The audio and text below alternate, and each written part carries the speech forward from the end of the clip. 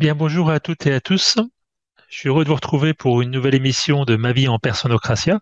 Alors, j'ai envie de dire plutôt une série d'émissions sur un sujet dont j'ai envie de parler depuis un certain temps, depuis longtemps. Et j'ai eu vraiment cette confirmation quand j'ai vu la vidéo de Guy avec Amélie Paul il y a quelques mois qui parlait de sexualité et de principes féminins. Je crois que c'est la vidéo qu'ils ont appelée numéro 11. Euh, et c'est vrai que ça a confirmé ce que je sentais en moi, que ce sujet de la sexualité, de la séduction des enfants, c'est un sujet évidemment qui est très important, qui est fondamental dans le développement, dans la transformation intérieure. Et j'ai mis pas mal de temps à réfléchir et puis trouver comment j'allais l'aborder. Et puis grâce à Guy qui m'a mis en contact avec Patrice. On a décidé ensemble de démarrer cette série de vidéos. Alors, sans plus tarder, je vais donner la parole justement à Patrice pour qu'il se présente et que vous le connaissiez un peu mieux. Puis après, on va démarrer l'émission en elle-même. Voilà, bonsoir Patrice, bonjour plutôt, je sais pas, Oui, au c'est Québec. bonjour. Alors, chez vous, c'est bonsoir. Alors, vas-y, parle-moi un petit peu de toi, puis me dire aussi pourquoi tu as accepté de faire ce projet avec moi. Eh bien, moi, je suis natif du Canada, Québec.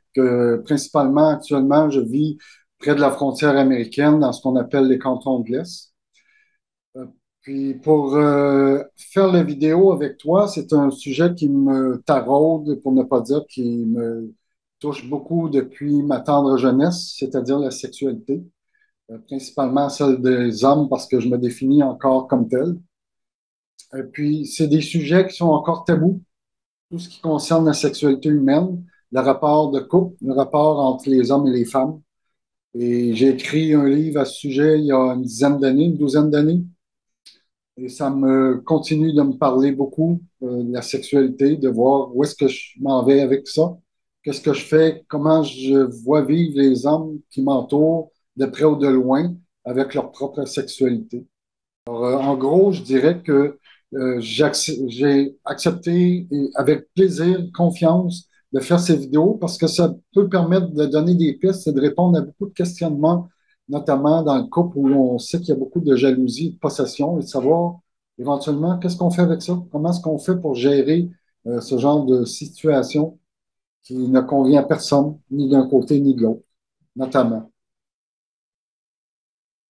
Et ton livre s'appelle? Mon livre s'appelle Les hommes ne veulent pas d'enfants.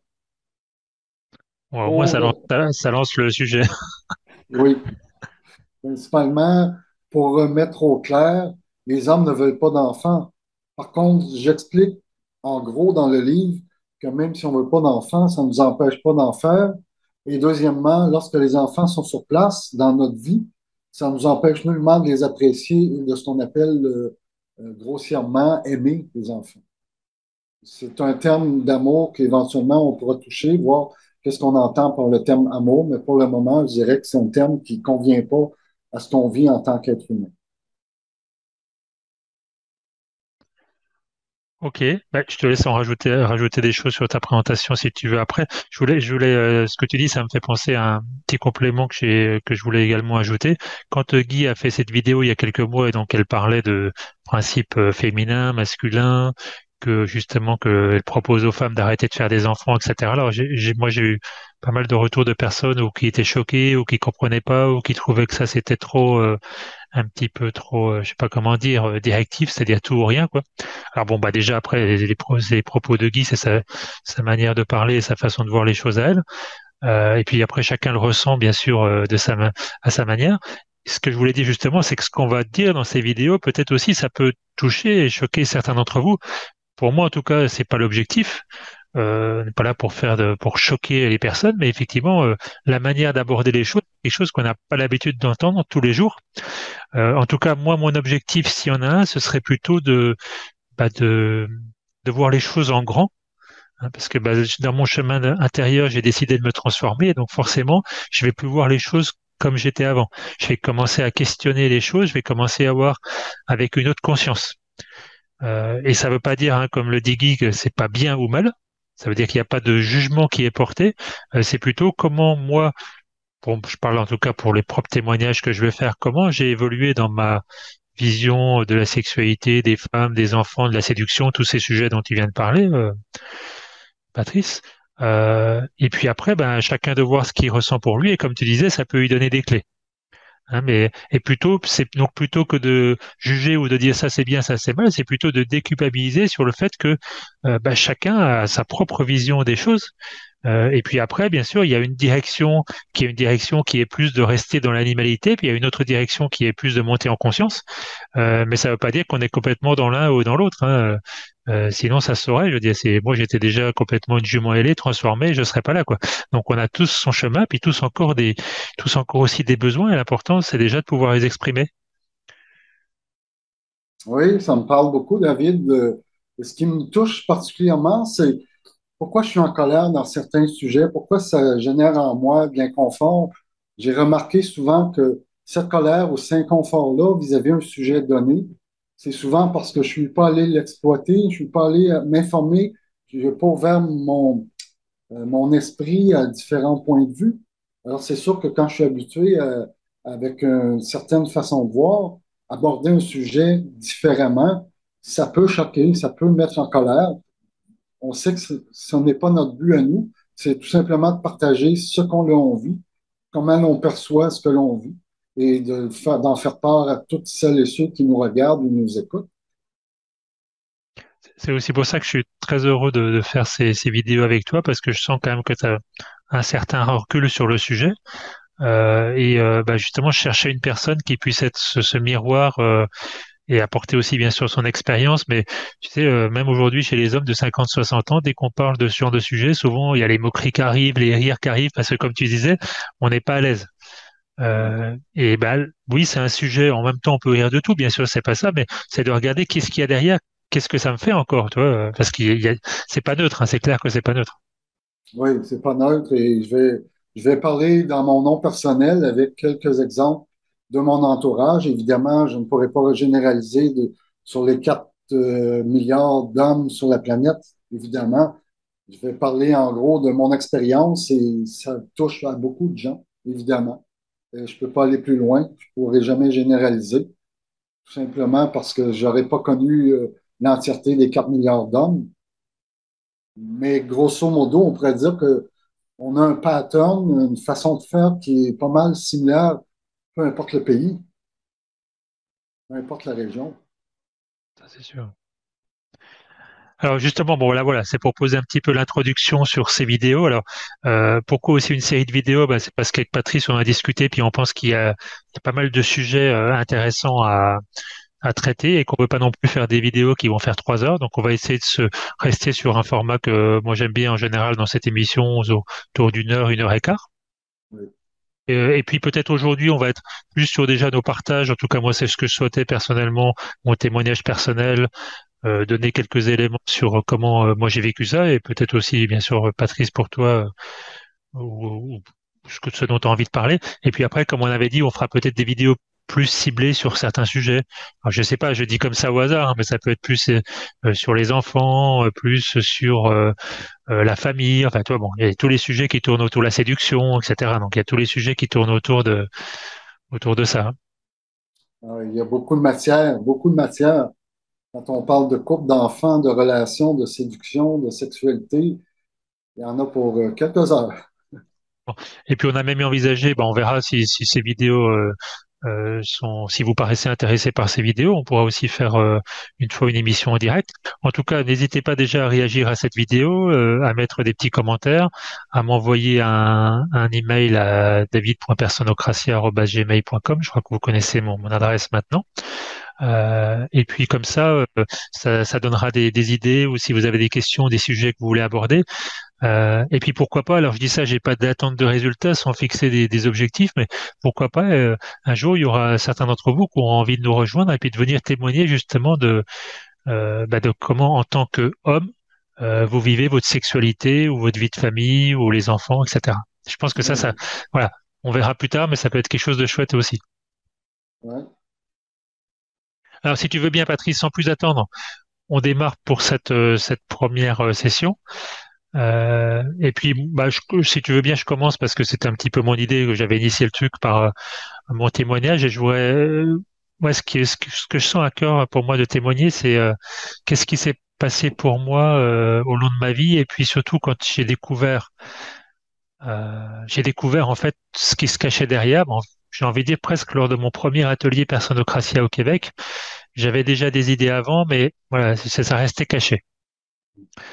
Euh, En fait, ce qui s'est passé, c'est que même si j'ai découvert les premières vidéos de Guy en 2007, et j'avais déjà capté pas mal de choses en termes de conscience, ça me parlait complètement. Je sentais à l'intérieur de moi que bah, cette idée de l'être souverain, c'était là, c'était vrai.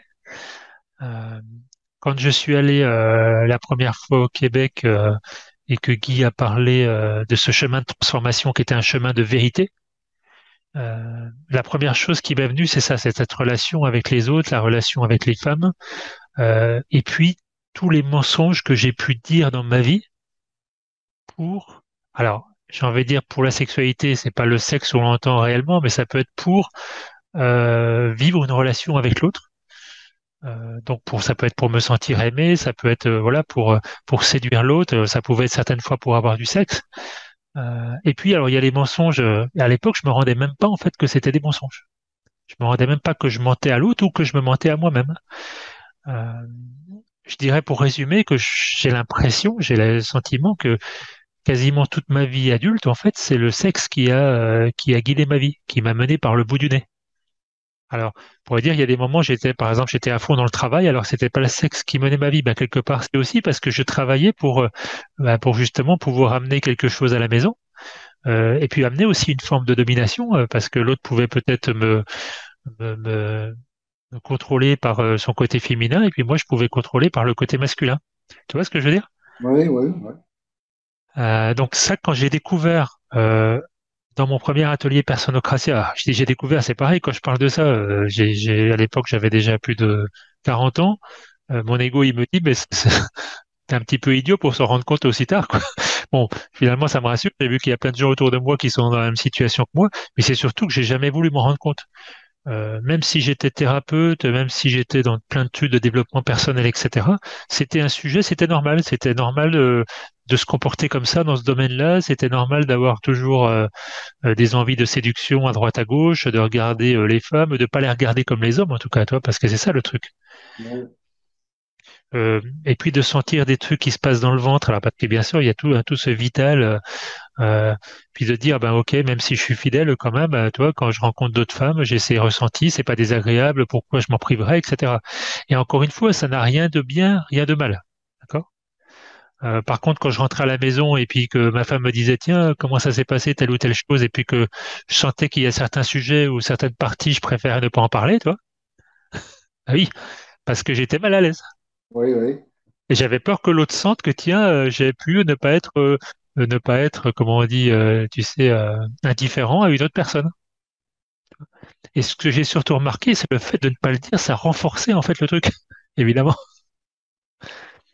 Donc là, je te donne un petit exemple, mais il y a aussi un autre exemple, c'est que j'ai été capable de dépenser des sommes incroyables, de m'endetter pour faire plaisir à l'autre ou pour aller dans un rêve. Par exemple, à un moment, je rêvais d'avoir un enfant, alors que je ne voulais pas d'enfant. Mais j'étais prêt à faire n'importe quoi au niveau financier pour me mettre dans une situation où ça allait, on va être bien, on va pouvoir faire un enfant, etc. Oui, Alors que que je sais, ou je savais en tout cas déjà peut-être à l'époque, mais j'avais mis tellement de couches de mensonges, c'est un moment où tu sais plus.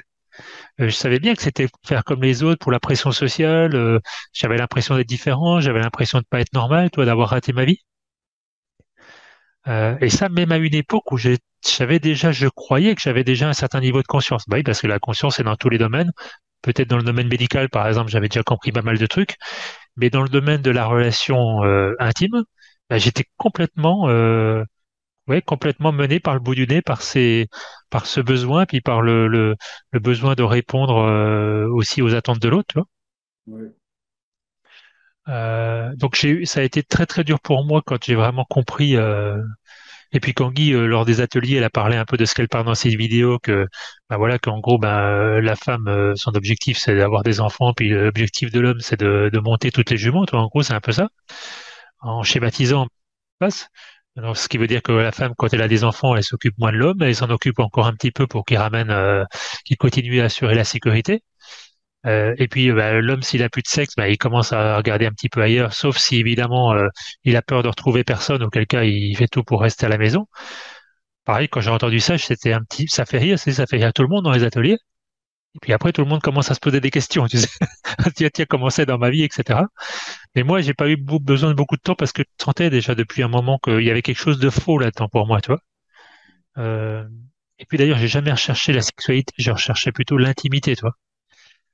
Ce fait de dire, bah tiens, le fait d'avoir fait l'amour avec quelqu'un, ça crée un rapprochement spécial, une relation spéciale.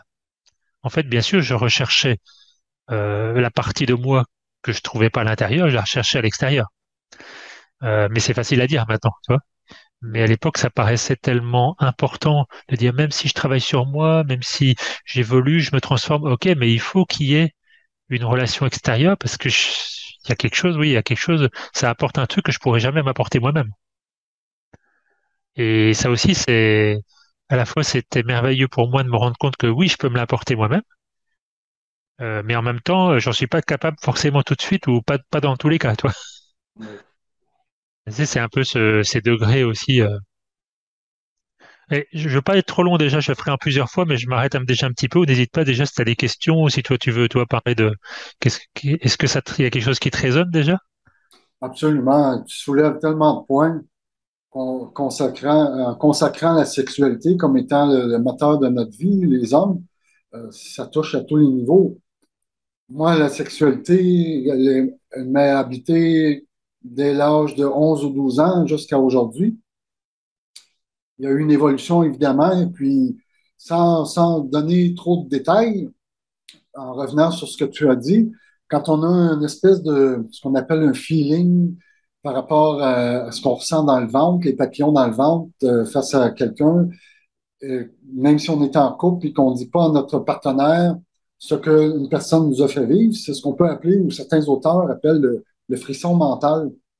C'est-à-dire, pendant quelques secondes, on a un fantasme qui peut nous soulever, nous ébahir parce que la personne face à nous ou la personne qu'on vient de croiser nous a fait vivre quelque chose à la limite d'excitant, qui soulève l'excitation. Et ça, évidemment, quand on est en couple, c'est très difficile d'aller en parler à sa partenaire ou son partenaire. Et ça, éventuellement, il faudrait voir, est-ce que les gens qui sont en couple réussissent à parler clairement et honnêtement que quand on croise quelqu'un de connu ou d'inconnu, il est possible que ça soulève en soi une interrogation, une excitation, un désir. Et sans avoir peur que l'autre réagisse en disant, ben voilà, tu m'aimes plus, il y a quelqu'un d'autre qui t'excite ou qui te fait de l'effet. Il faut être un jour être en mesure de clairement et honnêtement dire à l'autre personne, chérie, aujourd'hui, j'ai croisé quelqu'un que probablement je ne croiserai jamais à nouveau, mais qui a fait en sorte que j'ai vécu des trucs. Ça m'habite, c'est fait partie de moi. Qu'est-ce que j'en fais maintenant? Est-ce que je lui donne du pouvoir? Est-ce que je fais juste voir la réaction que j'en ai eue? Comment je me suis senti et que je suis en mesure de le partager avec la personne qui partage ma vie? Moi, c'est un sujet qui me touche beaucoup parce qu'il y a tellement de jalousie, d'incompréhension dans les couples quand les gens sortent ensemble dans un restaurant et un des deux va fixer une personne qui va à la limite l'émouvoir sans qu'il y ait rien d'autre. Et que l'autre, au retour de la maison, va lui vouloir vous lui ramener sur le nez constamment. Ah, c'est bien, aujourd'hui, au resto, tu as eu telle réaction face à telle personne. Qu'est-ce que ça veut dire? Tu vas me tromper? Non, à un moment donné, il faut être capable d'écouter, d'entendre ce que l'autre a vécu et sans juger et sans revenir à essayer de culpabiliser les émotions qu'on peut ressentir. Surtout à savoir qu'est-ce que je fais avec ça quand je le ressens. Est-ce que je lui donne du pouvoir? Est-ce que c'est juste une passade et je vois qu'éventuellement je peux tenter de modérer, de faire en sorte que je n'ai pas mon système de fantasme qui part automatiquement? Ça, c'est un sujet qui serait intéressant à aborder éventuellement, puisque tu en as parlé légèrement. Ça me Je touche prends des beaucoup. notes en même temps parce que je prends des notes pour les prochaines vidéos ou Oui, pour tout à l'heure, je sais pas. Mais juste par rapport à ce que tu viens de dire, tu parlais justement de cette communication qui est très importante. Mais moi, j'ai l'impression que justement, c'est parce que les personnes n'osent pas communiquer là-dessus que ça se renforce. Et ben, même le fantasme dont tu parlais peut se renforcer parce que l'homme, il n'a pas exprimé, tu vois, le truc tellement ou il avait peur, ou tu vois, peu importe. Moi, en tout cas, c'était ça parce que pour moi, ouais, j'en ai parlé dans d'autres vidéos, souvent la femme, en général, ça vient certainement tout ça aussi de ma mère, c'était une autorité féminine que je voyais au-dessus de moi, tu vois. Et oui, donc, si la femme m'interrogeait sur quelque chose, automatiquement, le mécanisme de mentir ou d'omettre ou de déformer la vérité, tu vois, se mettait en place. Mais comme il se mettait en place, bah, du coup, ce truc n'ayant pas été exprimé, tu vois, ça devient une sorte de fantasme, tu vois. Ça prend de absolument, l'importance. absolument. Et c'est ça le truc d'arriver à en parler. Euh, de toute façon, bon, l'idée évidemment dans la conscience, c'est d'être dans la vérité. Mais là, c'est pour aussi ceux qui sont encore un petit peu, qui tournent encore un petit peu aujourd'hui autour de tout ça. De toute façon, comme toute forme de mensonge, ça ne fait toujours que empirer les choses. Ah oui, le silence, c'est créer un poids énorme à tous les niveaux. Et quand j'entretiens le silence, j'entretiens le poids, j'entretiens la difficulté de m'ouvrir, ça devient de plus en plus difficile et par la suite se met en place, ou à peu près en même temps, le mensonge, évidemment.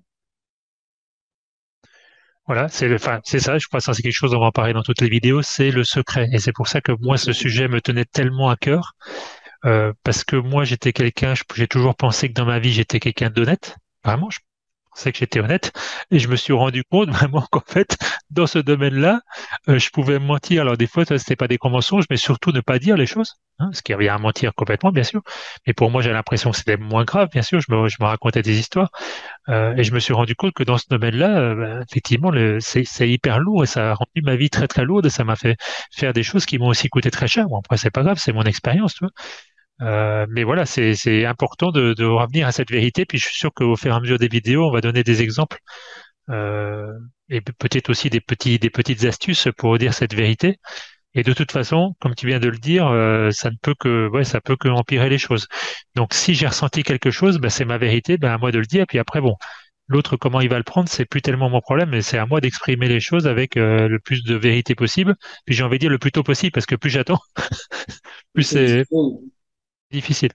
C'est difficile. Évidemment, le secret, c'est le secret à révéler. Quand on me dit souvent, j'ai un jardin secret, mon conjoint, ma conjointe n'a pas besoin de savoir ce que je vis secrètement, j'ai des doutes, de sérieux doutes, pour l'avoir vécu personnellement, sauf que je ne généraliserai pas. Par contre, je ne suis pas pour le secret quel qu'il soit.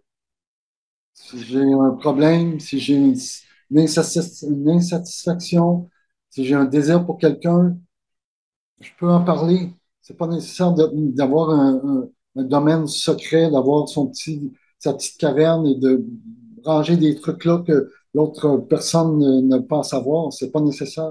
C'est vraiment pas nécessaire.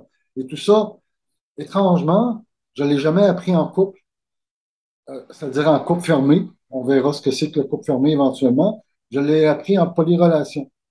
Ça a demandé une autre forme de vision, une autre forme de vie, une autre forme d'ouverture. Et ça n'a pas été facile, par contre. Il m'a fallu passer par là pour arriver à ce genre de libération. Moi, j'appelle ça une forme de libération. Se libérer d'un secret, de ce qui est lourd, pour moi, c'est de la libération. Alors, tu as utilisé le mot polyrelation. Je pense qu'il y a beaucoup de gens qui nous écoutent qui connaissent pas. En tout cas, moi, je connaissais pas. Est-ce que tu veux rentrer dans le détail maintenant? Peut-être pas, ou peut-être juste dire un petit mot pour qu'on sache ce que c'est. Oui, on peut dire polyrelation ou polyamoureux. J'emploierai pas le terme polyamoureux, étant donné que ma conception de l'amour ne cadre pas avec la conception que l'on dit populaire. Donc, pour le moment, sans parler d'amour, je vais utiliser le terme polyrelation ou parfois compagnonnage, être en compagnonnage avec quelqu'un. Donc, la polyrelation, en gros, c'est quelqu'un qui vit une relation d'intimité avec quelqu'un qui est déjà en intimité. Par exemple, avoir une personne, que ce soit on va prendre mon cas, un homme qui vit une relation intime avec une femme qui est déjà en couple avec un homme. Et les deux sont consentants. C'est-à-dire que l'homme est consentant à ce que sa copine, sa conjointe, sa blonde au Québec soit en mesure de vivre une relation avec quelqu'un d'autre pendant qu'elle vit une relation avec lui. Donc, il n'y a pas de cachotterie, il n'y a pas de secret. C'est pas j'ai une maîtresse et le conjoint ou la conjointe ne le sait pas. J'ai une relation définitive, officielle, réelle avec quelqu'un qui est consentant et dont la personne avec qui elle vit ou pas, qui est déjà en relation, est consentante aussi. Et Et puis, du coup, je peux être en relation avec deux, trois, quatre, cinq personnes et la personne avec qui je suis en relation peut être en relation avec un nombre illimité de personnes tant que tout est avoué, tout est sur la table et qu'il n'y a pas de secret ou de maîtresse ou d'amant. C'est pas à ce niveau-là que ça se joue. c'est intéressant comme concept. Mais alors, ce qui me vient tout de suite, je fais un peu l'avocat du diable, et c'est aussi un peu les questions que je me pose, mais est-ce que là-dedans, c'est pas non plus des fois des jeux? Par exemple, là, tu parles d'une personne enfin, le mari en fait est au courant que sa compagne a une relation avec quelqu'un, d'accord? Mais est-ce que ce mari, il fait pas celui qui est d'accord juste pour faire plaisir? Tu vois ce que je veux dire? Comment on peut valider le fait que tout le monde est dans sa conscience? C'est pas facile. C'est pas facile. Moi, je peux pas valider. En fait, je pourrais pas être à la place de la copine pour voir avec elle ce qu'elle vit avec lui.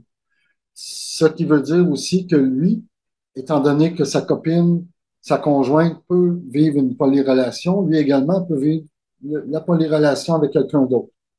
Et donc, ça fait beaucoup de gestion d'émotions, beaucoup de gestion de sentiments. Il faut être totalement ouvert et honnête à tous les niveaux. Autrement, il y a des périodes qui ne seront pas faciles. Les premières fois, ça peut des ajustements pendant des semaines, des mois, tout dépend. Mais tout le monde doit être sur la même longueur d'onde, d'honnêteté, de vérité, de ce qui est vécu entre chacun des partenaires. Ah oui, bah écoute, Patrice, c'est un sujet, moi en tout cas, toi qui, je me sens pas complètement à l'aise par rapport à ce que tu dis. Parce que comme tu dis, je pense qu'il faut une sacrée dose de vérité, de sincérité, d'honnêteté. Et puis bon, c'est peut-être, bien sûr, c'est pas non plus pour tout le monde, hein, c'est chacun vit ses expériences, mais ce que j'entends, enfin pour moi, ce que j'entends qui me parle beaucoup dans ce que tu dis justement, c'est ce côté vérité. Et puis de pas se soucier des autres, chacun valide sa vérité ou pas, hein, chacun le fait avec sa conscience. Euh, Après oui, ce qui est un petit peu difficile pour moi, pour moi justement l'idée, c'est plutôt, et c'est ce que j'ai déjà commencé à faire dans ma vie, c'est de sortir complètement de toute forme de sexualité et de séduction. Tu vois. Moi, c'est ce qui me parle le plus personnellement. Et comme ça, d'ailleurs, ça me fait penser, ça me permet de continuer un petit peu sur mon témoignage. Et puis de toute façon, on va avoir l'occasion de reparler de ça, un autre sujet. Peut-être qu'on fera une vidéo que pour parler de ça, et on fera aussi le lien avec la monogamie, la polygamie, parce que là aussi, il y a des croyances, il y a des choses qui ont été mises en place aussi par le système pour nous mettre dans un certain état d'esprit et qu'on croit aujourd'hui comme la normalité. Hein, Oui, puis après, on se culpabilise, etc. Alors que bon, tout ça, je pense que tout est à revoir avec un autre angle. absolument. Alors oui, pour revenir sur mon témoignage et puis donner un petit peu la suite, toi tout à l'heure quand tu parlais du fantasme, je crois que tu as utilisé le mot qu'on avait des papillons dans le ventre, tu sais. Ça m'a rappelé qu'une fois, il y a une vingtaine d'années, je vais voir un ami, je sais plus pourquoi, j'arrive chez lui et il y avait une copine à lui dans la piscine. Je la vois même pas cette personne. Je vois de loin, je discernais à peine.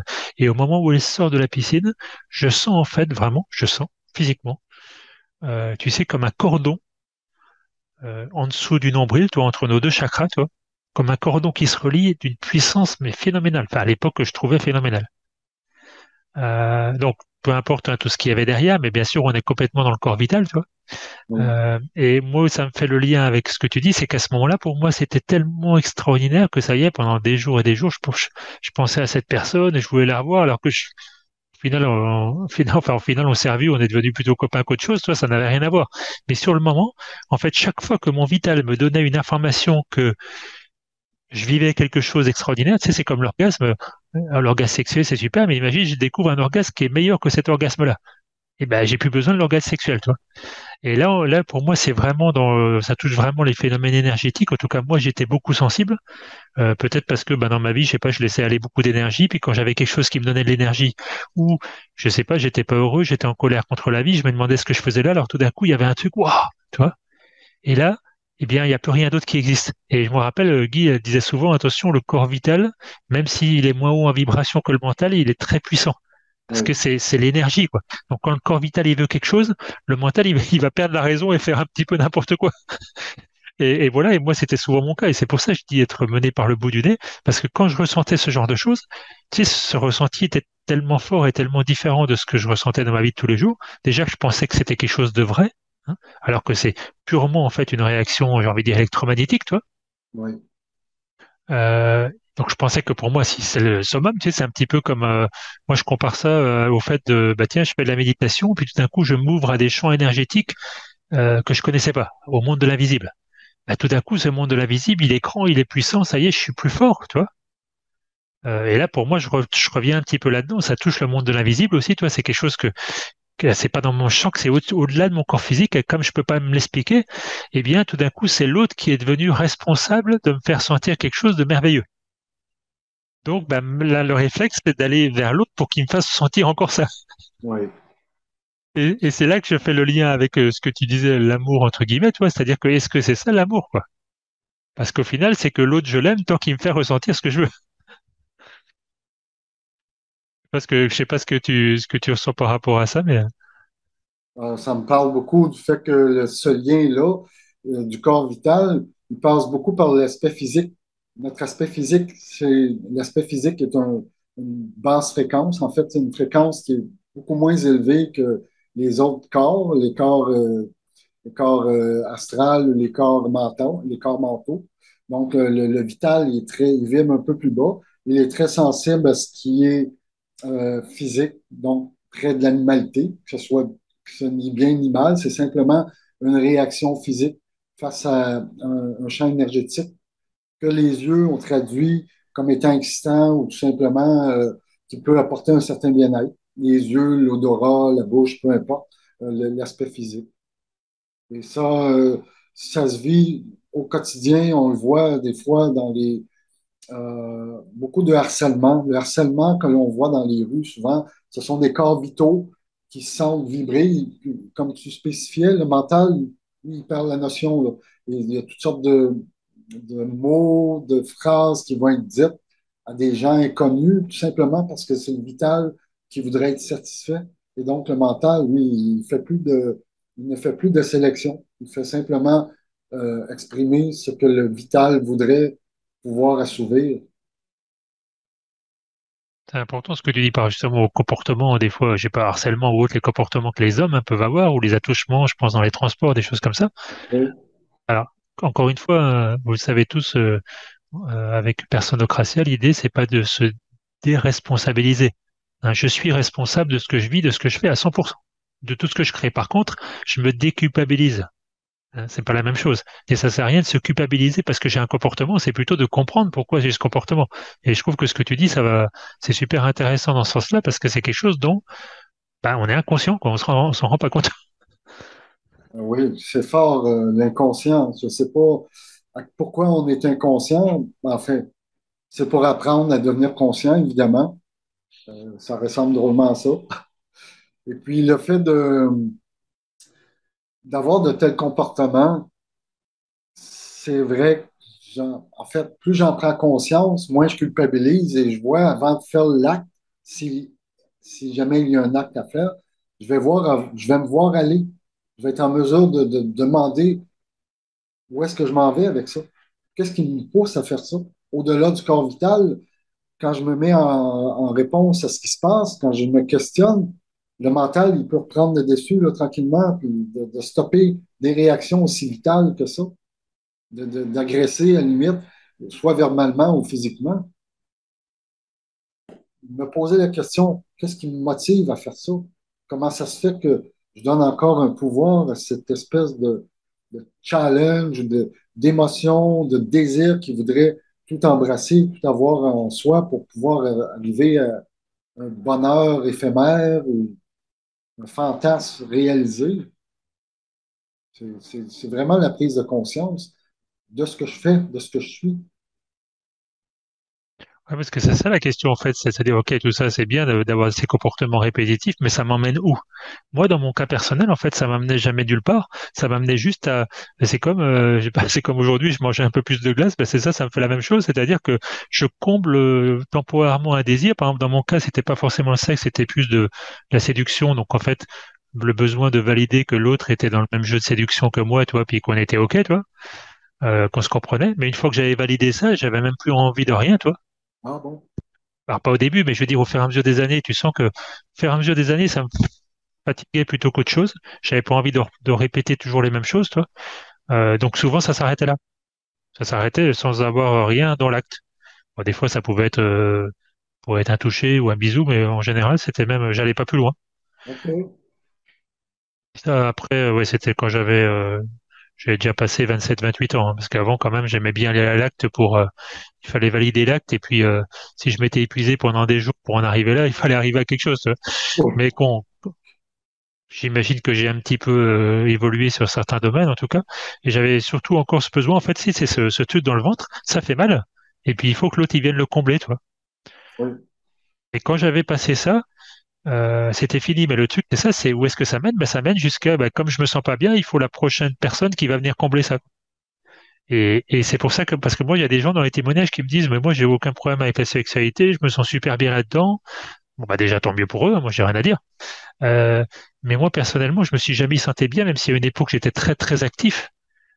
Dans l'acte en lui-même, toi, je sentais toujours il y avait quelque chose de faux. Par exemple, je sentais que quand j'avais des relations sexuelles avec une personne, après avoir eu des relations, je me permettais plus d'intimité. J'étais peut-être des fois un peu moins respectueux avec la personne parce que comme si j'étais rentré dans sa zone de privé, toi, où moi je me surprenais à avoir des comportements que j'avais pas avant.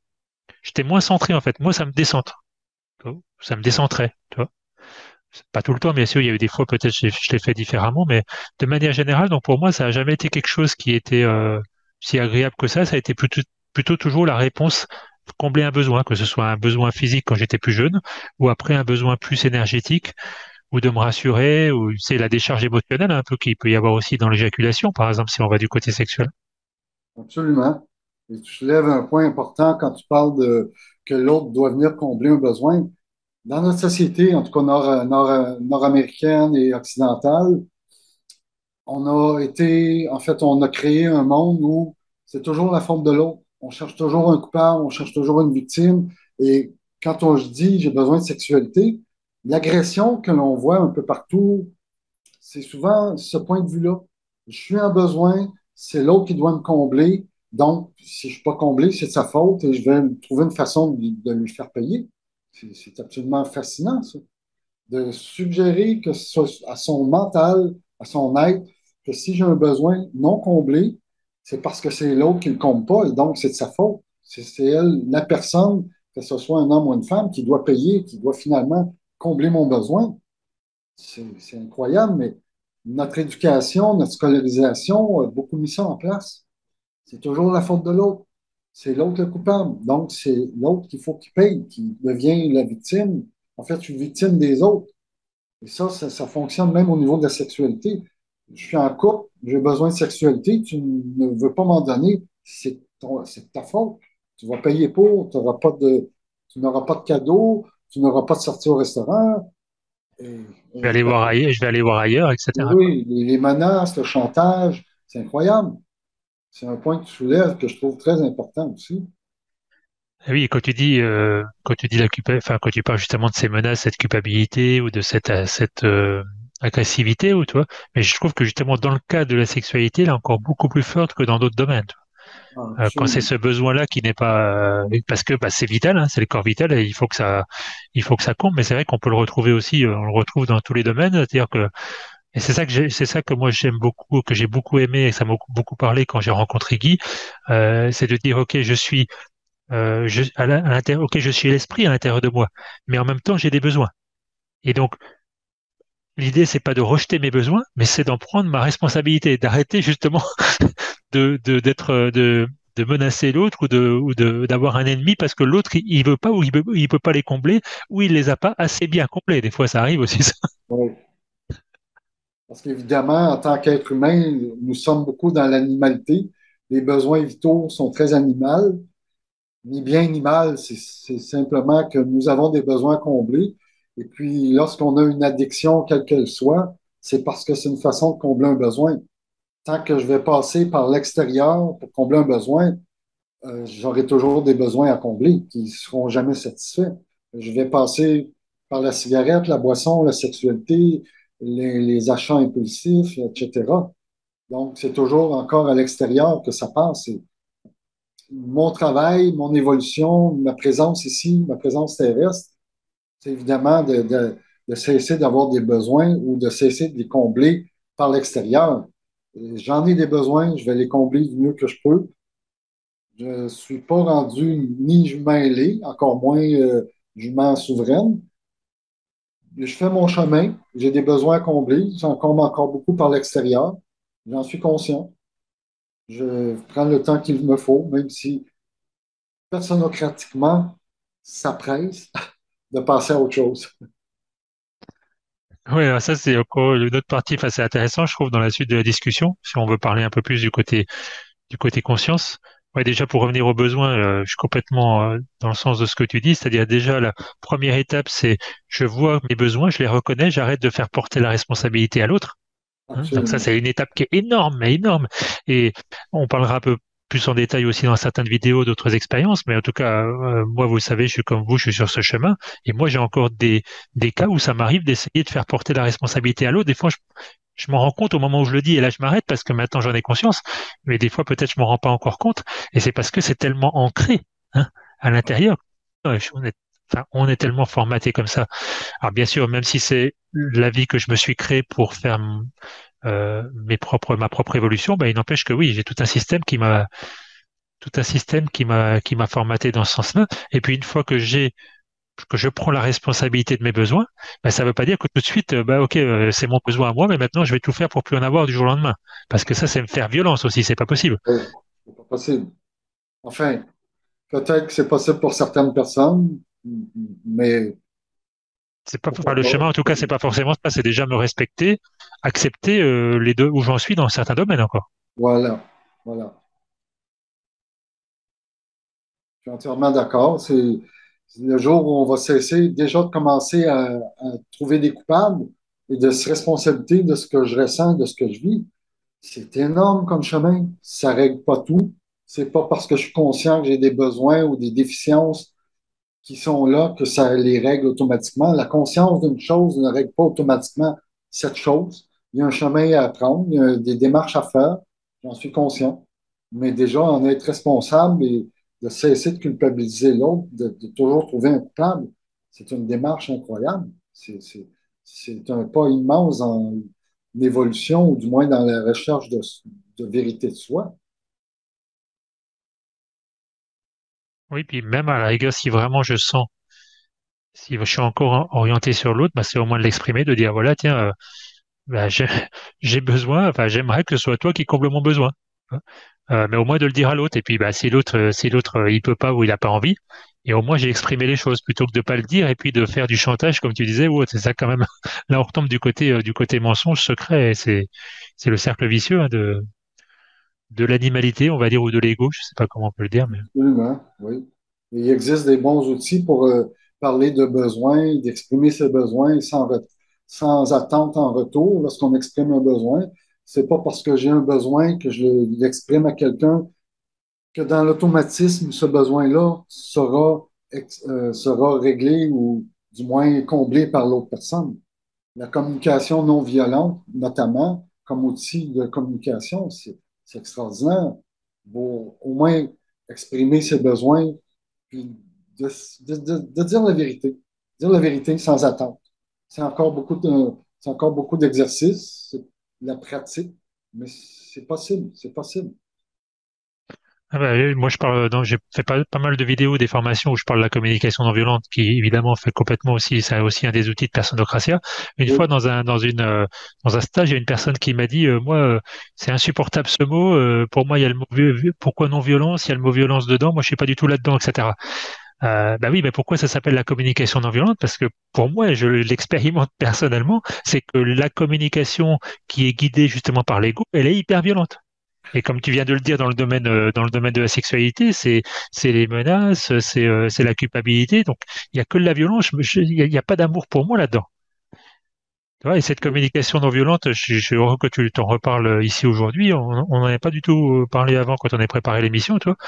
Mais c'est vraiment un super outil pour exprimer ses besoins. Et dans le domaine de la sexualité et de la séduction, c'est tellement important. Le truc, c'est, ah oui, mais quand je vais dire ça, qu'est-ce qui va se passer? Est-ce que l'autre va me quitter? Tu vois, par exemple. Et c'est là, il y a les grosses peurs qui arrivent. Ah oui, mais oui, de toute façon, si ça doit arriver, ça doit arriver, quoi. Donc, bon. voilà. Oui, c'est déjà avancer l'idée d'en parler, c'est sûr que ça fait peur. Bon, mais l'idée aussi derrière tout ça, c'est de guérir ses peurs. Si je vis constamment dans la peur d'un futur possible, je reste à la maison et je bouge pas. Et encore là, est-ce que la maison va s'écrouler? Est-ce qu'on va venir me battre? Est-ce que la maison va brûler? C'est pas, on vit pas là-dedans. J'ai peur, oui, tu peux le dire à l'autre. J'ai des peurs, je vais t'exprimer mes peurs et j'ai pas d'attente par rapport à ça. Je ne peux pas vivre en attente. Et l'autre façon de définir la communication non violente, il y a certains groupes, certaines personnes qui vont dire tout simplement la communication consciente, qui ont un peu discuté avec le terme non violent, mais bon, c'est une façon aussi d'aborder le sujet, la communication consciente. Si les gens se sentent plus à l'aise, ça ne déforme pas la pratique comme telle. Ouais, bien sûr, parce qu'en fait, en réalité, c'est ça, c'est être conscient de ce que je suis en train de faire. Est-ce que je suis en train de communiquer, c'est-à-dire d'exprimer qui je suis, hein, de partager avec l'autre, ou est-ce que, en fait, je suis en train de me battre pour l'énergie, pour dominer l'autre, pour avoir raison, etc. Et puis bon, je dis, moi, je me suis vu souvent un peu comme un dictateur qui a utilisé des moyens. Bah, par exemple, si on dit souvent l'homme c'est le pourvoyeur d'argent, bah, moi c'était ça. Comme moi je ramenais l'argent, que la maison était à mon nom, etc. Bah, je pouvais me permettre des choses. Tu vois. Oui, oui, Parce que bah tout oui, à parce que fait. au bout d'un moment il se dit bon bah je vais peut-être pas avoir le dernier mot vu que c'est tout est à lui, tu vois. Oui. Une belle façon de gérer, de dominer. Ça, c'est une façon un peu plus violente, mais on peut avoir accès à des stratégies qui sont plus douces. Non mais bien sûr, Euh, c'est pour dire que c'était de la communication violente, oui, tu vois, bien voilà. sûr, hein. Tout à Mais fait. pour revenir à ce que tu disais précédemment, euh, dans la relation de couple ou pour avoir de la sexualité, il y a souvent de la violence qu'on peut utiliser, du chantage. Et puis, on peut également utiliser des stratégies. Par exemple, avoir un souper régulièrement avec du vin, payer des cadeaux, des trucs comme ça. C'est pas violent, mais c'est des formes de stratégie, des formes de séduction, des formes pour endormir l'autre personne, pour qu'elle voit exactement notre stratégie, où est-ce qu'on va aller. Dans le fond, on veut du sexe, donc on va passer par toute forme de louvoiement plutôt que de dire clairement, écoute chérie, ce soir, moi j'aurais besoin de sexualité.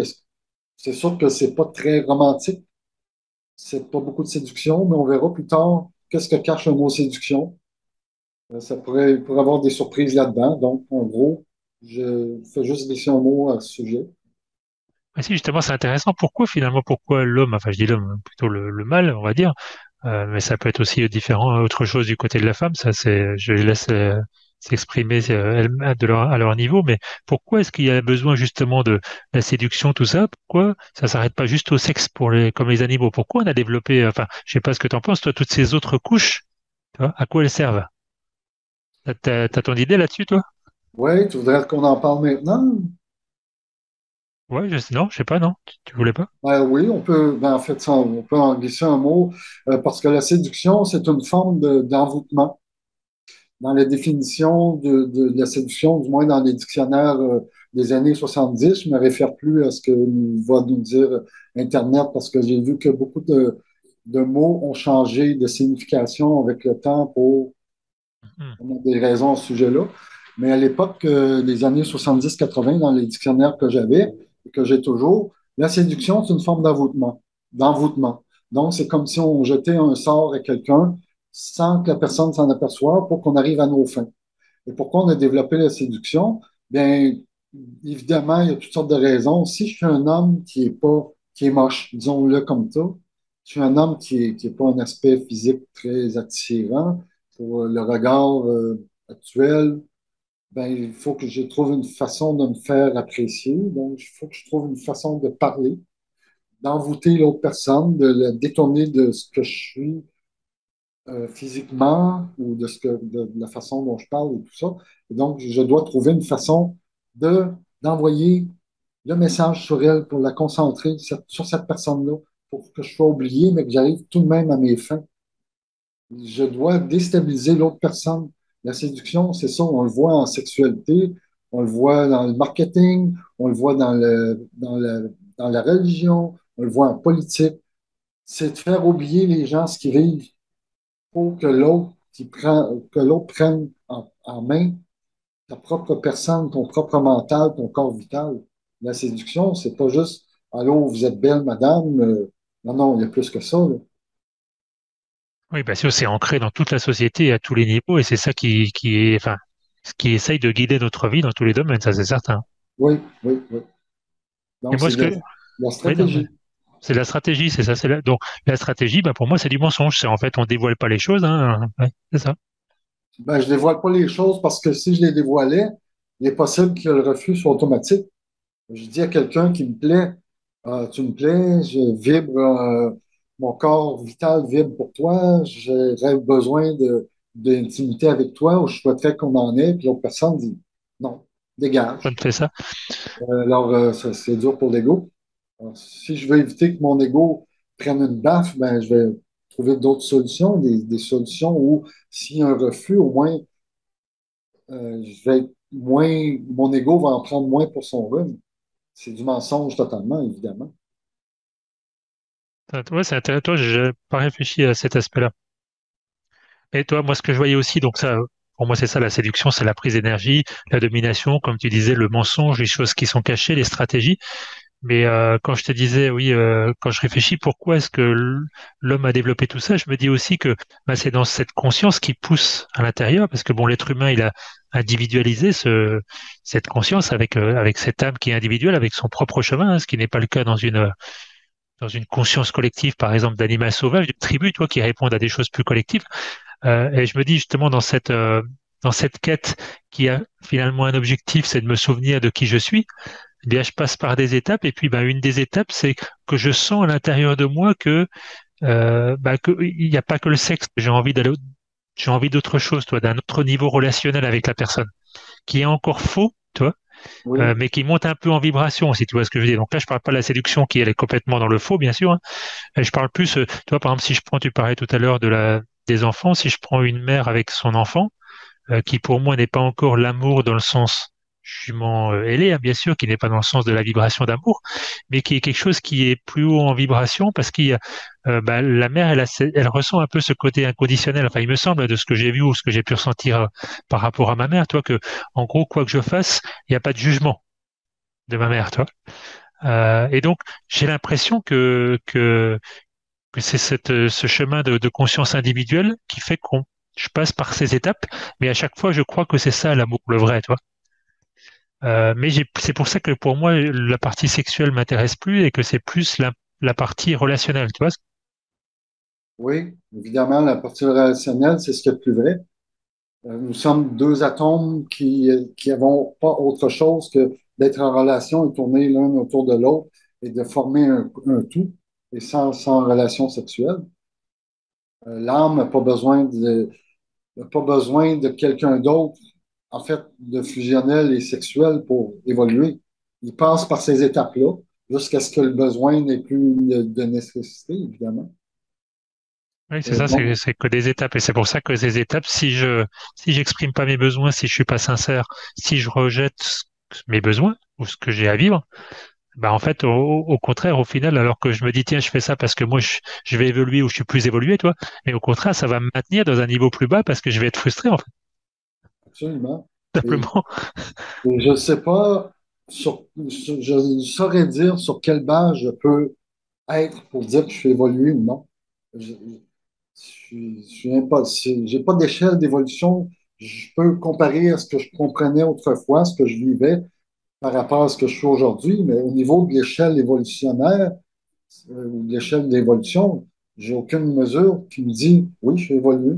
Je peux penser évoluer, mais dans quelle mesure et par rapport à quoi? Toujours par rapport au passé, mais pas par rapport à ce que je peux être. Je ne sais pas ce que je peux être. Ça, c'est un terme, me dire évoluer, j'ai un peu discuté avec ça quand j'entends ça. Je suis quelqu'un d'évolué. Oui, je suis évolué, mais dans l'évolution, toutes les formes de fréquences vibratoires sont évoluées par rapport à la précédente, tout le temps. Et la précédente est toujours en basse fréquence par rapport à là où je suis maintenant, et ainsi de suite jusqu'à l'infini. Très important ce que tu dis. C'est moi, je dis souvent, la conscience, c'est une roue crantée, ça revient jamais en arrière. Bah, c'est ça. Mais quand je regarde par rapport au niveau avant, évidemment, donc qu'est-ce que ça veut dire?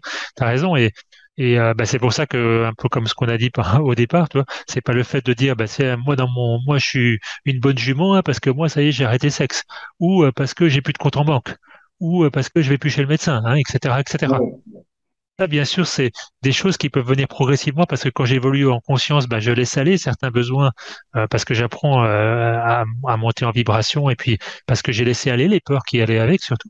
Mais c'est pas ça, effectivement, comme tu dis, ça n'a rien à voir avec le fait de dire ça y est parce que j'ai réglé tel truc ou parce que j'ai arrêté ça, tiens, j'ai arrêté de manger. C'est pareil, tu sais les praniques, toi. Ah, ça, c'est une super expérience, mais ça veut pas dire que c'est ce que moi je dois faire ou ce que toi tu dois faire, toi. oui, C'est important ce que tu précises. l'évolution personnelle, est-ce qu'on part seulement avec soi? Évidemment, comme j'ai des besoins qui sont non comblés, si je fume, si je bois, si j'ai du sexe par rapport à quelqu'un qui fume pas, qui boit pas ou qui n'a pas de sexe, je vais peut-être être jugé comme étant non évolué. Par contre, j'aurais réglé ou guéri d'autres besoins ou d'autres peurs. C'est infini, là.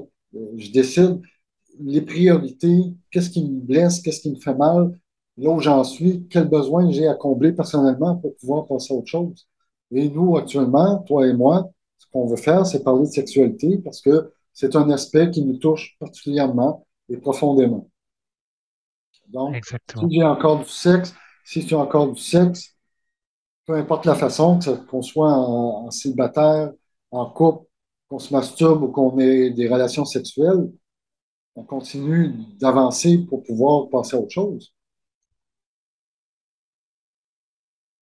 Et toi, Patrice, tu disais tout à l'heure donc que tu avais écrit un livre, et j'aimerais bien en savoir un petit peu plus, enfin, sur le livre ou ton état intérieur, parce que là, je donnais aussi mon témoignage à moi, mais qu'est-ce qui a fait que tu en es arrivé à écrire ce livre, justement? Je vous le montre à l'écran. Est-ce que vous le voyez à l'envers ou à l'endroit? Alors moi, ouais, je le vois à l'endroit, c'est bien, les hommes ne veulent pas d'enfants. Ouais. Voilà. Écrit en 2000, je vais vous dire ça rapidement, 2010. J'ai pris 4 ans à l'écrire. Donc, ce qui m'a amené à écrire ce livre-là, ça a été, ben, en fait, c'est suite à des ateliers avec Guy. Lors d'un atelier en 2008, 2006, quelque chose comme ça, en 2006, 2006, Guy nous avait demandé qu'est-ce que vous feriez si vous étiez millionnaire. Du jour au lendemain, vous pouvez faire ce que vous vouliez. Si vous êtes Moi, millionnaire, c'est ça? Si vous êtes millionnaire? ouais, Je n'avais pas entendu, ouais, d'accord. vous avez beaucoup d'argent, vous êtes millionnaire, vous faites quoi? Et moi, ce qui est sorti spontanément, c'est je vais écrire un livre.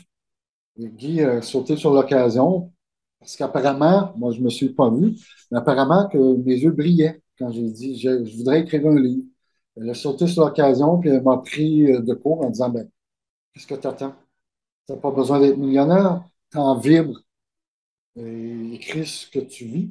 Et à ce moment-là, c'est à peu près à cette époque-là où j'avais commencé de parler de sexualité dans les ateliers, où il y avait très peu de possibilités d'en parler, parce que ce n'était pas un sujet qui était abordé Ah, réellement. La sexualité, il n'était pas abordé parce que ça semblait pas être important pour personne, bien que ça l'était, mais c'était inconscient, l'importance.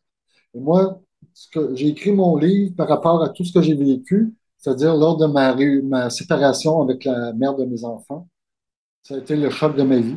J'ai perdu tout ce que je croyais, toutes mes croyances ont disparu. J'ai- j'ai- Mon mental est devenu vide, je me suis retrouvé face au néant dans tout ce que je croyais à tous les niveaux. Et j'ai paniqué pendant des semaines parce que j'avais l'impression d'être un zombie. Et puis tranquillement, toutes les notions de ce qu'on parle, de sexualité, d'amour, de couple, est remontées. Toutes mes expériences ont remonté de ma sexualité avant ma séparation. Je me demandais pourquoi je pleurais tant. Et tout ça est remonté avec des réponses que je n'ai pas cherché à formuler. C'est simplement des réponses ou des idées qui venaient sans que je formule quoi que ce soit. Donc, c'est suite à un choc qui m'a fait prendre conscience que ma séparation, c'était relié à la sexualité, que ma peine, mon désespoir, c'était tout lié avec ma relation, mes relations auparavant, tous mes mensonges, toutes mes hypocrisies. Et j'avais décidé de le mettre en livre parce que je me suis rendu compte que beaucoup d'hommes vivaient la même chose. C'est la motivation première, c'est d'exprimer ma, dé- ma, ma mésaventure, mon incompréhension, mais de le rendre compréhensif à tous les hommes qui vivaient à peu près la même chose. Est-ce Mhm. que Ah, c'est c'est clair? génial. Hein?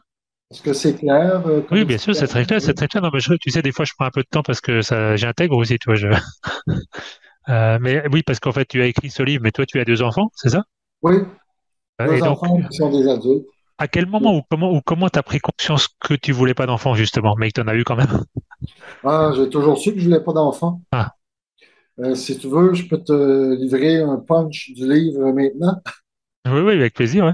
Ben, voilà, j'ai pris conscience que je voulais des enfants, même si j'en voulais pas, pour la seule et unique raison que la personne avec qui j'étais à l'époque, c'était une personne qui était, c'est difficile, je ne sais pas comment le dire, qui émanait beaucoup. Et quand on sortait dans des endroits publics, tous les regards se tournaient vers elle.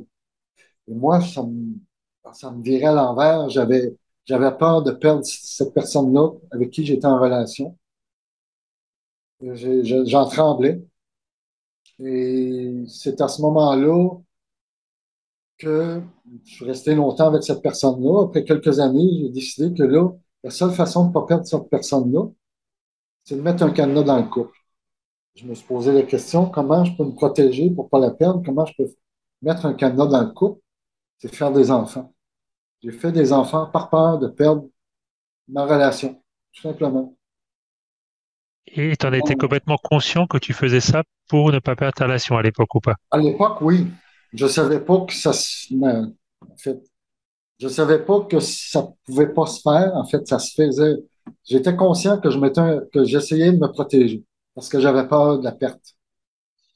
Et je me suis rendu compte avec le temps, après avoir tout en écrivant le livre, plutôt, que tous les hommes, comme les femmes, on a toutes des raisons pour faire des enfants et que le couple ne sait jamais réellement ce que l'autre, le conjoint, la conjointe pense ou veut nécessairement pour faire des enfants. Qu'est-ce qui la motive à avoir des enfants? C'est très rare que le couple s'entend, et c'est-à-dire que s'entend.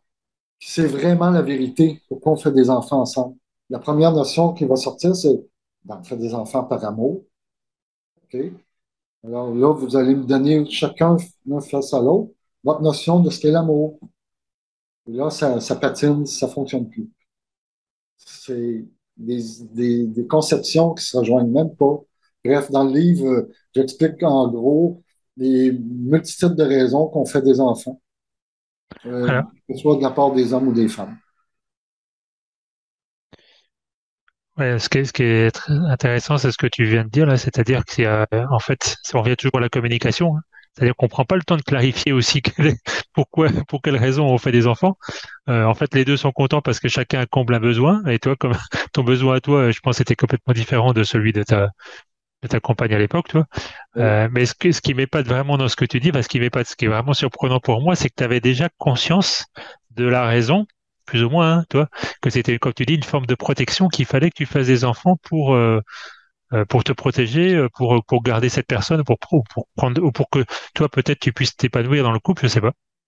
Ben, pour protéger ma relation, la peur, c'est comme si c'était une peur, j'appelle ça une peur latente, qui est toujours derrière, mais je suis conscient que je le fais par peur. J'ai cadenassé mon couple avec des enfants. Je me suis dit, Il n'y a personne qui va toucher une femme qui est mère, qui a des enfants. Évidemment, c'est pas comme ça que ça s'est passé par la suite, parce qu'on s'en fout qu'une femme ait des enfants ou pas, qu'elle soit en couple avec des enfants. S'il y a une relation, une séduction à se faire, ça va se faire. C'est pas des enfants qui empêchent un couple de se séparer. bien Alors sûr. moi, je croyais que c'était le cas. Et je me suis donné à fond là-dedans. Et là, t'imagines, si j'avais dit à ma conjointe de l'époque, chérie, j'ai un besoin à combler, j'ai extrêmement peur, je veux te faire des enfants parce que je veux pas que tu me quittes. Je suis pas certaine qu'elle aurait dit ah, ben parfait, je vais rester avec toi, il n'y a pas de souci. Ça me convient tout à fait, on va faire des enfants, puis je ne t'inquiéterai pas. Euh, avoir dit ça de façon vraie, de combler ce besoin-là, de guérir ma peur, je suis pas certain que ça aurait passé. C'est sûr. Et en même temps, tu sais, enfin, tu le sais comme moi, c'est quand on dit la vérité, il y a des miracles qui se produisent ou des choses étonnantes. Bon, mais maintenant, et je comprends tout à fait évidemment comment tu as dit ça, mais moi, je voudrais revenir sur le point alors moi, auquel je suis hyper sensible, c'est quand tu dis justement que tu as fait ça pour garder ta relation, hein. Oui, Ça veut dire que là, je sens un petit peu ce que moi j'ai évoqué tout à l'heure par rapport aux femmes, quand même, là. Et quand tu dis qu'elle émanait beaucoup de choses quand vous sortiez, c'est-à-dire ce pouvoir un petit peu de l'autorité féminine par rapport aux hommes, quoi. Parce que toi, tu témoignes de ça, moi j'en ai témoigné aussi, et j'ai l'impression qu'il y a beaucoup d'hommes, quand même, qui sentent cette domination. Alors, je dis pas que c'est la femme qui fait ça, c'est l'homme qui ressent ça. Euh, et, et puis la preuve en est, c'est que tous les hommes aujourd'hui font pour tout contrôler dans le système, hein. ah Ils veulent pas oui, que ce soit la femme qui contrôle et parce qu'ils ont peur. Pour moi, c'est clair, c'est pas pour autre chose. Et ça revient à la vidéo qu'avait fait Guy quand elle parlait du principe féminin et du principe masculin. Et je voudrais, enfin, en tout cas, vous dire moi ce que j'en pense aujourd'hui pour faire l'angle avec Personnocratia, c'est qu'effectivement, on a tous ces deux principes en nous, puisqu'on a tous l'âme, hein, et puis on a tous la matière qui écrit la manifestation, et que par contre, dans son rôle un petit peu masculin, et dans l'incarnation aussi qu'il a choisi ou qu'il s'est créé, eh bien, l'homme a choisi de tout donner, enfin, de tout faire dans la matière. Donc, c'est la matière qui a le plus d'importance. C'est l'apparence, le social aussi, comme tu disais tout à l'heure. Donc, forcément, pour lui, bah, c'est la chose qu'il veut absolument pas perdre. Alors que la femme, même avec les enfants, où je disais, c'est un amour qui est déjà un peu plus haut ou en vibration. Donc, elle est beaucoup plus connectée à ce truc intérieur, à l'intuition et tout ça. Et ben, je pense que cette vibration, cette connexion intérieure qui est peut-être plus forte, moi, en tout cas, c'est peut-être ce que j'ai pu sentir par le passé de me dire, pourquoi je me sens en fait en dessous? Parce que je sens qu'elle est connectée à quelque chose où moi, je suis pas forcément connecté, toi. oui, Et mais peut-être à l'époque pensant que j'en étais pas capable, alors que je sais très bien que ça n'a rien à voir avec les hommes, avec les femmes, toi. oui, absolument d'accord. Et toi, ça me fait penser à ça, ce que tu dis, c'est-à-dire que je pense qu'il y a beaucoup d'hommes qui sont quand même plus ou moins consciemment sous cette enfin, domination, en tout cas ce manque d'estime, ou je sais pas, ce manque de confiance. Qu'est-ce que tu en penses? Il y a un manque de confiance, évidemment, sauf que une personne n'émanera jamais de la même façon pour tout le monde. Donc, une personne qui a beaucoup de prestance pour un groupe ne le sera pas pour un autre groupe. C'est toujours ma projection de ce que je vois ou de ce que j'espère d'une personne. Quand il y a un frisson mental qui part parce qu'une personne me fait vibrer, c'est parce qu'il y a un fantasme, il y a une décision de faire jouer une scène théâtrale avec la personne qui semble m'émouvoir. C'est pas, ça n'arrive pas nécessairement juste de l'extérieur. Il y a une construction qui s'est faite pour que je puisse raisonner dans un type de vibration, que ce soit chez les hommes ou chez les femmes. Il n'y a pas que la femme qui émane et tous les hommes sont à ses pieds. Évidemment, il n'y a pas d'unanimité dans l'histoire de l'humanité. En tant qu'être humain, ça n'existe pas l'unanimité. Les fréquences vibratoires sont de l'infini petit à l'infiniment grand. Donc, il n'y aura jamais d'unanimité. Donc, la prestance d'une personne, c'est pareil. J'ai construit un schéma et il y a certaines personnes qui me font vibrer plus que d'autres. T'as raison, Mais mais tu vois, jamais pour tout le monde. parle de mon schéma justement personnel et pour moi, parce que c'est pas que l'histoire du fantasme, pour moi, ma mère, ça représentait la personne qui était capable de prendre des décisions. Tu étais dans le couple chez mes parents, toi. C'était celle Oui, qui menait la maison. C'est quand même souvent un petit peu le cas, quoi, toi, il me semble, sans généraliser. Et en tout cas, dans mon cas, c'était ça. Et donc, du coup, ça c'est resté en moi, c'est-à-dire que si on a chacun un avis, que l'autre, peut-être, c'est bien de suivre son avis, tu vois. Alors, Absolument. des fois, je le suivais pas par rébellion, puis si je me rendais compte qu'en plus j'avais eu tort, alors ça me renforçait encore plus à suivre son avis. Mais en même temps, enfin, encore une fois, tu as raison, on peut pas généraliser. Pour moi, ça a développé une sorte de manque d'estime de moi, et puis de se reposer sur la décision de la femme. Tu vois, souvent. Oui, c'est comme tu le soulignes, la femme a eu le rôle de rester à la maison, donc principalement d'être près des enfants pendant des années, alors que le mâle, le masculin, l'homme est à l'extérieur pour faire vivre la famille, surtout à une certaine époque, aujourd'hui peut-être moins. Donc l'imposition, ou plutôt pas l'imposition, l'influence de la femme chez l'enfant n'est pas comparable avec l'influence de l'homme chez les enfants, parce que l'homme est souvent à l'extérieur pendant des heures, des jours, des mois, peu importe. Ici au Québec, notamment, un homme dans les années 20, 30, 40, 50 partait tout l'hiver dans le bois pour faire son bois pour boucher, alors que la femme passait l'hiver complète avec ses enfants. C'est sûr qu'il y a un ascendant qui s'est créé, beaucoup plus fort entre la femme et les enfants qu'avec un homme et les enfants. Et bien sûr, tout ça, c'est culturel aussi. En tout Très, cas, oui. c'est la culture consacrée aussi pour se rendre compte, bah, finalement, qu'il n'y a plus de séparation parce que c'est là qu'on va. Hein, c'est que Ouais, tout ça, c'est encore des résidus, j'ai envie de dire, du côté animal, mais pas dans le sens où c'est mal, hein, dans le sens où, ben, moi, je pense que je suis là pour aller vers autre chose et sortir de cette animalité, pour réaliser vraiment qui je suis. Pour moi, le qui je suis, ben, c'est ça, c'est la fin de la séparation. Il y a plus de, oui, il y a plus d'extérieur, en fait, c'est ça. Il y a plus d'extérieur, ouais. c'est à l'intérieur. Et pour revenir rapidement sur l'ascendant de la femme, ça n'a pas d'importance. C'est-à-dire que ce soit un homme ou une femme, un père ou une mère, le rôle de père ou de mère vis-à-vis de l'enfant aura toujours le choix soit d'accepter complètement l'ascendant du parent ou de le rejeter. C'est assez rare qu'on est neutre d'un côté ou de l'autre. Donc, qu'on soit simplement en monoparentalité avec le père ou la mère, c'est l'enfant au final qui va choisir s'il accepte ou pas l'influence du parent. Ça, c'est sûr que l'ascendant d'un des deux parents aura toujours une influence jusqu'au jour où on va dire, là, c'est assez, je me reprends en main, puis ce qui était dans le passé, ce qui m'a influencé, ça ne me concerne plus. Ma création du passé, elle n'est plus là. Je pense à la suivante, qui est d'accepter ce que j'ai créé puis de me responsabiliser à nouveau. Donc, l'ascendant d'un parent, oui, un certain temps, puis à un moment donné, c'est assez, là. C'est plus ça. Le passé est passé, je reste au présent et je m'occupe de moi. Je pense à ma conscience, je pense à la diversité en moi. Ah oui, et moi je sais qu'il y a des personnes, peut-être j'en ai fait partie il y a longtemps, qui même à 50, 60, 70 ans, quand on leur demande ce qui les fait souffrir, ben, c'est les relations encore avec leurs parents ou ce qu'ils n'ont pas pu leur dire ou que leurs parents sont pas fiers d'eux. Enfin, toi, Non? c'est quand même très lourd. Bon, même si on déborde un petit peu, mais pour moi c'est lié tout ça parce que vraiment c'est la relation de famille, hein, c'est pas neutre. On en parlera peut-être plus en détail dans une autre émission. Ouais, on déborde un petit peu. En même temps, peut-être que ça fait des suggestions aux gens éventuellement qui Oui, poseront des questions, qui voudront participer. exactement. Je le souhaite.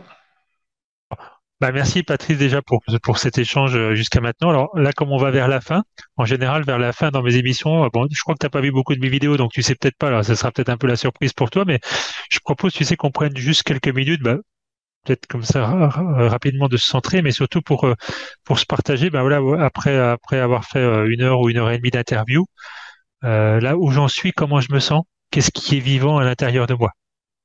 Oui, Alors, toi, on peut même fermer les yeux quelques secondes, puis après, je couperai si c'est trop long, toi, mais juste pour regarder où on en est, si t'es OK. Puis après, chacun ouais. témoigne.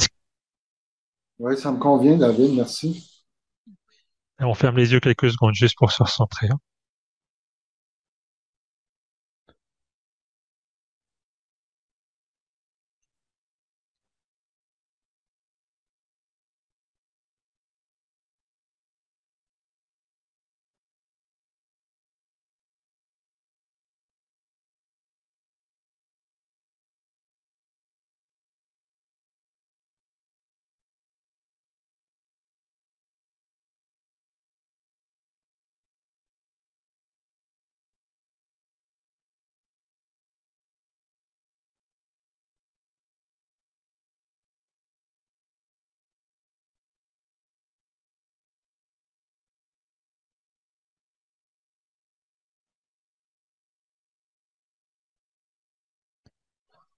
Et-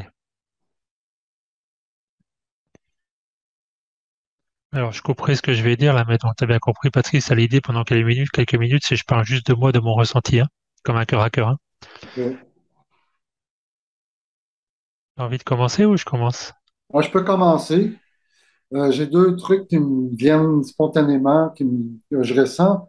C'est d'être réjoui, d'exprimer ce côté-là après tant d'années où j'en parle très peu parce que les occasions ne se présentent pas, où les gens que je croise ne sont peut-être pas ouverts à ça quand j'en parle. C'est d'être réjoui de pouvoir en partager sur vidéo avec toi dans des interviews comme ça, que tu me partages tes expériences, que je partage les miennes. Ça me fait vibrer incroyable.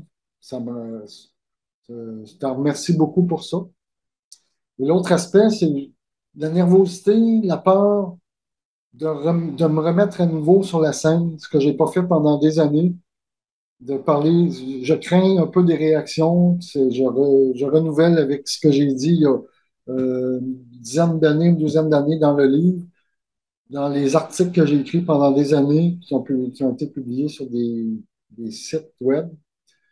Ça m'ébranle un peu. Je suis un peu nerveux à ce sujet-là, de me remettre à nouveau nu de ce que je vis, de ce que je pense, de ce que je partage avec toi. C'est les deux aspects qui me touchent actuellement, dans lesquels je me sens. Je suis réjoui, mais en même temps, je suis un petit peu nerveux, mais très, très honoré de faire partie de tes interviews, de tes échanges. Super. Ouais, ouais, ça me touche ce que tu dis parce que ça me résonne aussi, mais par rapport à ce que moi je ressens là maintenant de ce qui est vivant.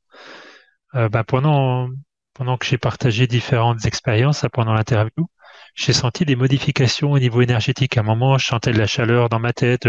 Toi, je sentais qu'au niveau de mes chakras et aussi de mon corps énergétique, il se passe plein de choses. Parce que c'est un sujet ben, qui est pas complètement neutre. Hein. Et pour moi, comme on disait tout à l'heure, ça l'est pas pour beaucoup de monde. Mais là, je parle que de moi. Je sens il y a encore des domaines où c'est pas neutre. Je sens quand même que, et ça me réjouit de voir que j'ai beaucoup avancé, que je peux en parler quand même avec une certaine sérénité, et que finalement, j'ai même pas trop honte de comment j'étais ou ce que j'ai pu faire avant, et que pour moi, le principal, c'est de pouvoir le partager, que ça puisse être utile à d'autres personnes. Euh, donc, j'accueille ce que je ressens encore par rapport à ça. Je sens que c'est important de passer des étapes, que je vais y aller progressivement, tranquillement, qu'on aura d'autres occasions pour parler d'autres choses et que c'est bien que ça se fasse au rythme où ça va se faire. Déjà, tu le sais, hein, ces vidéos ont pris pas mal de mois avant de démarrer. On a chacun eu des raisons de notre côté, mais ça a pris du temps et je pense que c'était vraiment nécessaire pour pouvoir se poser. Et puis moi aussi, ben, toi, c'est aussi mon autre truc, c'est par rapport à toi. Et si tu regardes de mes vidéos en général, je suis pas spécialement quelqu'un qui fait des compliments, tu sais, ou à la fin qui dit ah ouais, c'était génial ou tout ça. Non. Mais vraiment, j'ai senti une bienveillance avec toi. Et ça, c'est quelque chose que j'apprécie vraiment et quelque chose certainement dont j'ai besoin aussi. Euh, D'ailleurs, c'est marrant. Au moment où je dis ça, ça m'amène le côté maternel, toi. C'est fou. Au moment où je dis bienveillance, le côté maternel qui arrive, tu sais, cette douceur un peu tu vois. Eh bien, je suis content de pouvoir l'expérimenter aussi aujourd'hui autrement, tu vois, sans passer par ma mère ou par une, euh, une figure féminine, de le ressentir simplement dans nos échanges, et que c'est un domaine dont on peut parler finalement comme de n'importe quel autre sujet. Et, et, euh, et ça, pour moi, c'est vraiment le plus important. Ah, bravo, merci. Merci Patrice pour ce moment passé ensemble encore. Et voilà, j'espère que ça vous donnera envie ou de partager ou de poser des questions. En tout cas, que ça sera utile. Je le fais sans attendre de résultat parce que je sais qu'il faut que je le fasse. Et puis, ben, rien que de s'être rencontré, Patrice, pour ça, je pense que c'est déjà un super cadeau. Et j'ai aucun doute que ça va faire des émules. Le cadeau est pour moi également. Patrice, merci encore et puis à très bientôt. Merci, David. À très bientôt.